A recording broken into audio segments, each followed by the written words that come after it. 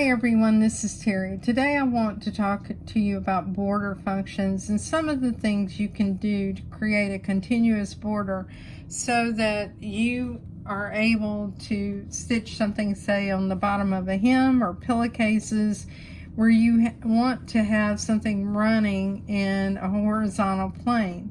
So you can see I just have some muslin here under the needle. I've stitched out 3 of these designs. They're 3 inches a piece. Let me show you how I line things up. So the first thing I'll do is we will go ahead and unhoop this fabric and we'll rehoop it again so you can see the process.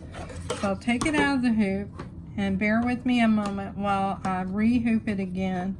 I only have a little bit of this fabric left. Fortunately, the design is only 3 inches. One of the things you need to remember is you have what is called an embroiderable area on your hoop. So whenever you're doing this, you want your alignment marks, if you create them, you need to have them inside that embroiderable area. Otherwise, you would not be able to stitch out your entire design and have it match up. So when you're planning these, you want to plan so that you can line up everything accordingly. And I'm almost done rehooping. Okay, in order to line things up, what I would do is take a fabric marker and mark the horizontal plane. In this case, what I did is I used a pencil. I would not use a pencil, but that way you can see it. Now this needs to be within that embroiderable area. I'm fortunate that I have a template, and my template will tell me if it is in the embroiderable area, and you can see that it is. If you don't, there are charts available, and I'll try to find it to tell you what that distance is so that you will know it. Now what we're going to do first of all is we'll rehoop this.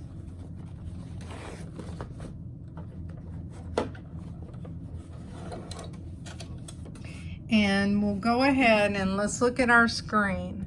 Now we're in layout. What I want to do is move us back into the embroidery edit screen. So we'll choose return. And the first thing I want to do is take the camera and scan this. And we're going to scan it so that we can see, first of all, if I rehooped it and I'm straight. You can see I need to move my design over. So let's go to 200%. So I need to move it to the left. We'll choose close. We'll go to move and we'll move it over to the left. And it appears that I also need to move it down a little bit in order to be aligned correctly. Now this looks like I don't even have this straight because I can see my pencil mark. This is the time to correct that. So I'm going to take this out and rehoop it again because I do want it to be straight. And it's very important that you do this. If you make or have shortcuts and you don't keep it hooped straight, it will continue to drift as you are sewing. So we'll adjust it. We'll make sure that we have it more or less straight, and then we'll take advantage of some of our tools to move it around. So I'll go ahead and put it back on the machine. We'll scan another time.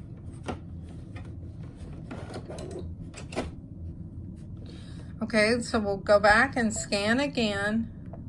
It'll overwrite that, not a problem. And now we can move this up by choosing close, and we'll go in and move the design up some and move it to the left so that it's more or less connecting. You can see that it's falling a little bit below the line, but in my last hooping it was a little below the line and it really hasn't shifted much, so I'll choose OK. I'll now go to embroidery and we're going to take advantage of the projector. And we'll use the projector to see if it's lined up. Now let me move the camera so you can see it. And I'll move this down.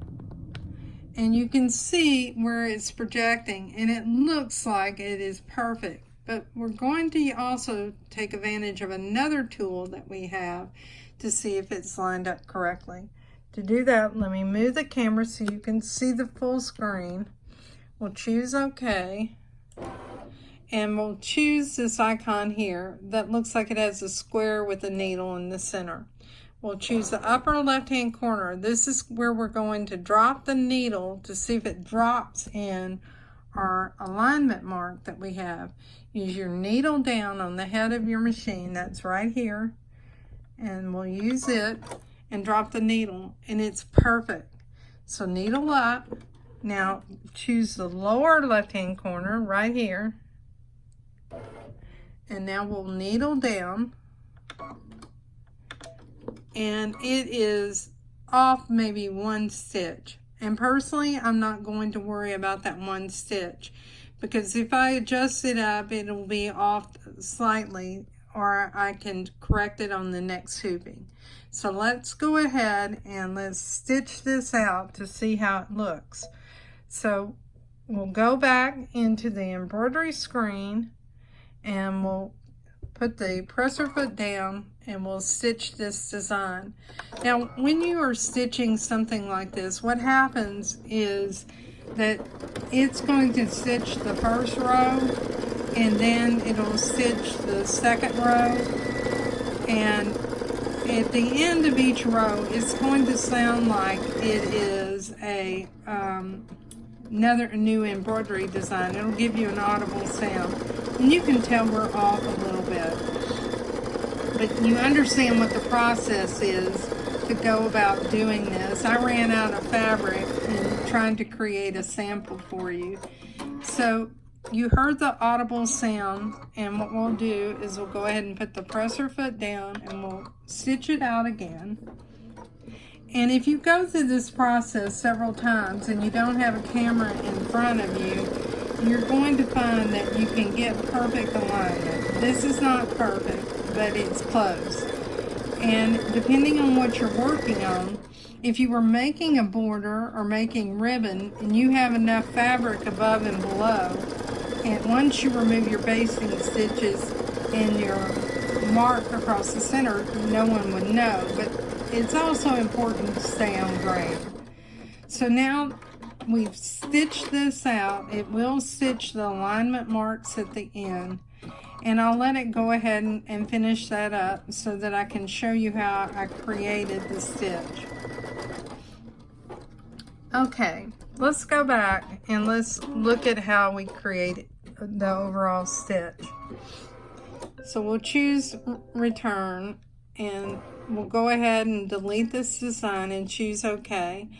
I selected a stitch, and what I chose was stitch 12. Now you can choose another stitch if you want, and we'll go ahead and choose 12 again, and I chose set. I'm in a 4-inch hoop, so this is a good size to practice on. And what I would do is cut me maybe a third of a yard of fabric, a strip of muslin, and use some of your tearaway stabilizer to create this. Now I went to edit, and I went to size. I resized this so that it was approximately 1.5 inches.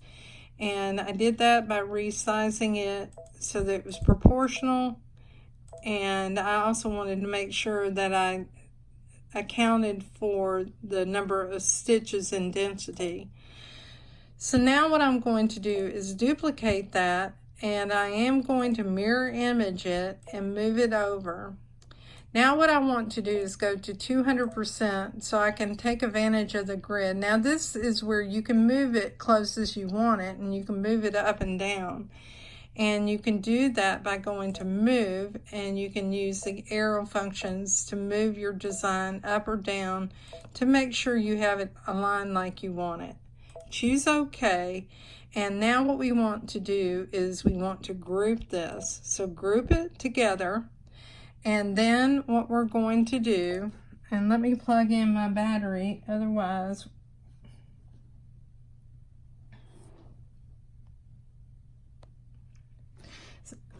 All right, we're going to group it together, and after we group it together, we're going to select this icon here. I apologize for that brief moment. We're about to run out of battery. And what we're going to do is we're going to take this design. We first need to rotate it before we go in. So we'll rotate it, choose OK, and now we'll go in and we'll choose a horizontal and add a plus. Now I'm going to move these designs so they're moved to the left, and I'll select center so they're centered and move it to the left because I moved it with my mouse. Now what I want to do is to add the alignment mark. I need to move to the end design and add it in the upper right hand corner and lower right hand corner and choose OK. Save this to memory and you're ready to stitch your design. I hope this video has been helpful, and I apologize for the interruption with the battery. Thanks everyone, and have a great day.